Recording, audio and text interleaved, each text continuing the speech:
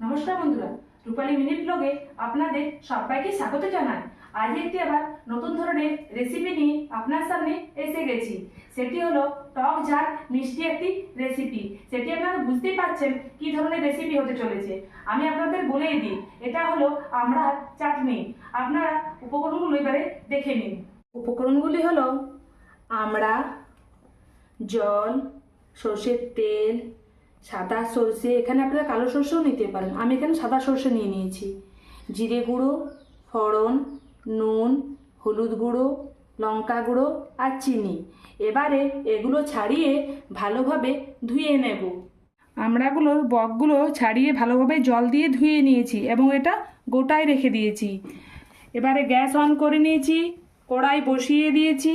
এবার কড়াইয়ের মধ্যে দিয়ে দেব জল। এবারে দেব সামান্য পরিমাণের নুন।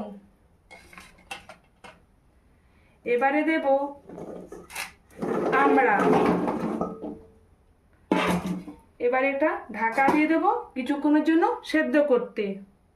ঢাকাটা খুলে দেখে নেব আমড়ারে সেদ্ধ হয়েছে কিনা। এই যে দেখুন বন্ধুরা, পারফেক্ট সেদ্ধ হয়ে গেছে। এটা সেদ্ধ করতে সময় লেগেছে 8 থেকে 10 মিনিট।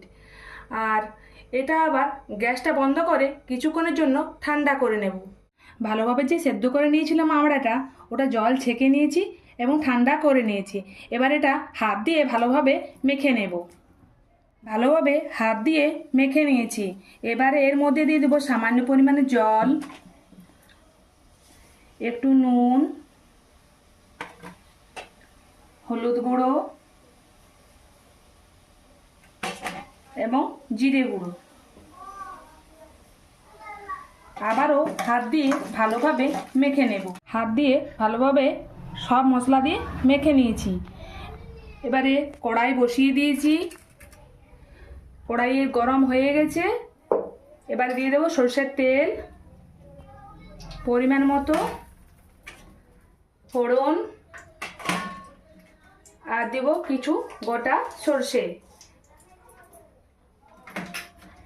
একটু তেলটা গরম হওয়া পর্যন্ত অপেক্ষা করতে হবে। তেল গরম হয়ে গেছে।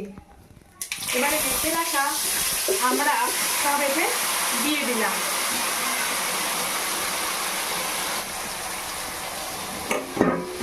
এবার একটু নেড়ে চেড়ে নেব কিছুক্ষণ নেড়ে চেড়ে নেওয়ার পর এবারে দেব লঙ্কা গুঁড়ো। আপনারা চাইলে এখানে কাঁচা লঙ্কাও ব্যবহার করতে পারেন। আমি এখানে আজ শুকনো লঙ্কা গুঁড়ো ব্যবহার করেছি। একটু নেড়ে চেড়ে নিলাম। এবার দেব চিনি। আবার এখানেও আপনারা গুড় ব্যবহার করতে পারেন, আমি এখানে চিনি ব্যবহার করেছি। একটু এবারে নেড়ে চেড়ে কিছুক্ষণ নেব। কিছুক্ষণ নেড়ে চেড়ে নেওয়ার পর আমড়া চাটনি পুরোপুরিভাবে তৈরি হয়ে গেছে। এবারে গ্যাসটা বন্ধ করে এবারে উঠিয়ে নেব। আমি তো টক ঝাল মিষ্টি রেসিপি আমড়া চাটনি বানিয়ে নিয়েছি। আর আমার চ্যানেলে যারা নতুন, এখনো যারা সাবস্ক্রাইব করেননি, আমার চ্যানেলটি অবশ্যই দেখছেন, তারা অবশ্যই তাড়াতাড়ি সাবস্ক্রাইব করে দিন।